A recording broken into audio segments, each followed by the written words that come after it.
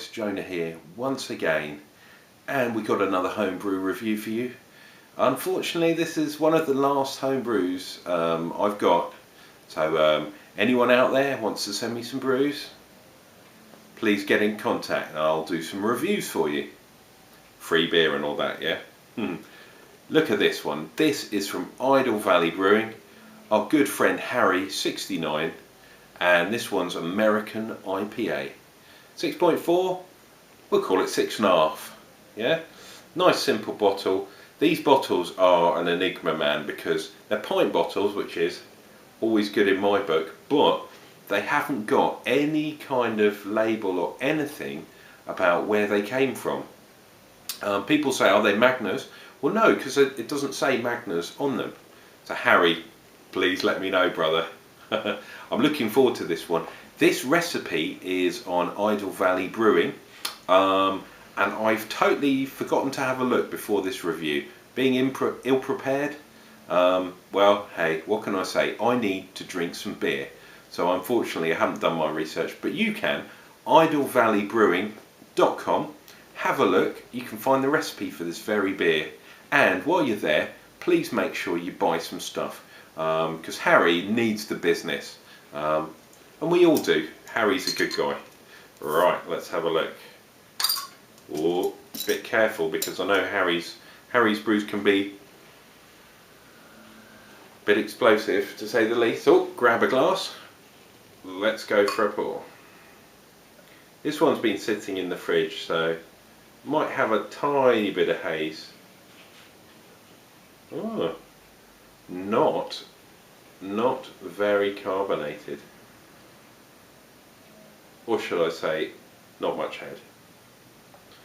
And wow, interesting. Very, very cloudy. Could be a Weiss beer, not sure. Getting some fruit in there. Citrusy kind of fruits, you know, going on. Not sure. And the head's totally gone. Anyway, guys, chin chin. We'll see what we get on this one.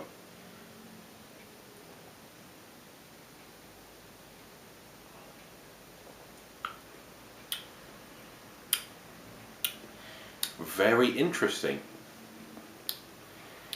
You're definitely getting some sort of grapefruity hops, but there's always something else there. There's a sort of interesting. I'm not sure what that is.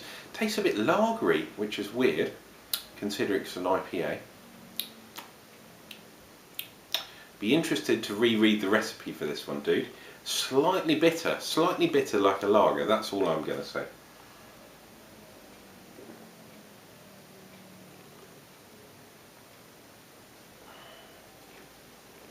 Well, it's definitely an IPA. Hot profile. I'm not getting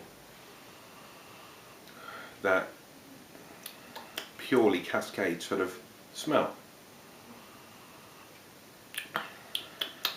Centennial, maybe? Columbus? Something along those lines. Doesn't smell like Cascade or Citra, something like that. It's something else in here. So maybe, I can't remember what the recipe was, but maybe there's some interesting hops in there. Definitely something fruity. Very nice beer, very nice. It's like, imagine a lager, a bit darker than a lager, but with a bit of hot bite to it. It's definitely got that IPA bite to it.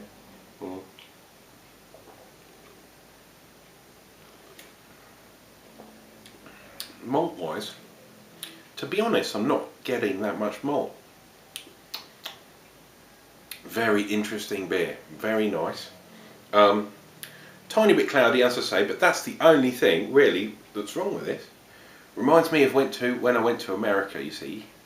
I went down there to America, Chamon, and I doffed my hat to the Harry. I was very young when I went to America, and unfortunately, you can't drink until you're 21. What's that all about, eh? I was getting drunk in pubs when I was 15. And, okay, fair enough, that's illegal, but 21? Come on, guys! What you talking about? What you talking about, Willis? Harry, another good brew from you. Ooh, carbonation. Yeah, I don't know what else I can say on that. I wouldn't say it's your best. How about that? I would not say it's your best brew, but very, very drinkable all the same.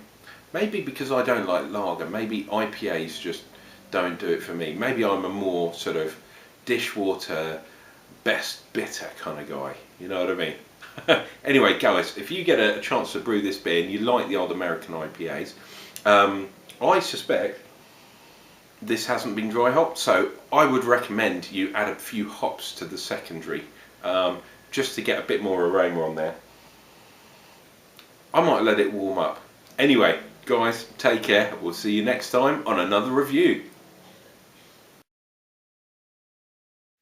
Hey guys, it's part 2 to this review because I thought I'd give Harry the benefit of the doubt, and so I let the beer warm up a bit. Because he did tell me not to put it in the fridge, and I did anyway. That's because your other brew exploded, Harry. That's the only reason. Anyway, a lot more bubbles, a lot more hair, and we're getting a lot more hoppage, a lot more hop aroma. Oh, yeah. So this one's definitely worth not putting in the fridge, just keeping cold. Now the other thing I did, I looked up the recipe as well, and we've got Challenger and Citra in the boil, so that's the bitterness I can taste. Now Citra is a pretty bitter hop. I think it's about 10-15% bitterness, something like that. And then we've got in the aroma, we've got Amarillo and Citra again for aroma. Citra is a good hop. It can do all kinds of things, a bit like Cascade. Speaking of Cascade, it was dry hopped with Cascade. Now, I have to say, Harry, I don't know if you followed the recipe exactly, but I'm really not getting too much Cascade on the old nose. I'm definitely getting the Citra now that it's warmed up. But if this was dry hopped with Cascade, I'm not getting it on the nose. I suspect that maybe you've used less or not enough Cascade on the dry hopping, or perhaps on this particular batch you've forgotten to dry hop it. I don't know if that's true, because one of the side effects of dry hopping is you get a bit of a cloudy brew. So I'm in two minds, dude. Let me know, did you dry hop this one? And if you did, how much did you put in? Because I'm not getting it on the nose. I'm getting the Citra, I'm not getting the Cascade. Anyway, guys, if you get one of Harry's brews, it's a game of two halves. Make sure you keep it reasonably cold, cellar temperature, and be careful when you open, because I've had them really bubble up, and like this one should have been room temperature. But yeah, very good brew. Get yourself down to Idle Valley to see how he did it. Get the recipe. It's in Beersmith format, I believe. So you can make a brew exactly like this. Guys, take care. We'll see you on another review real soon.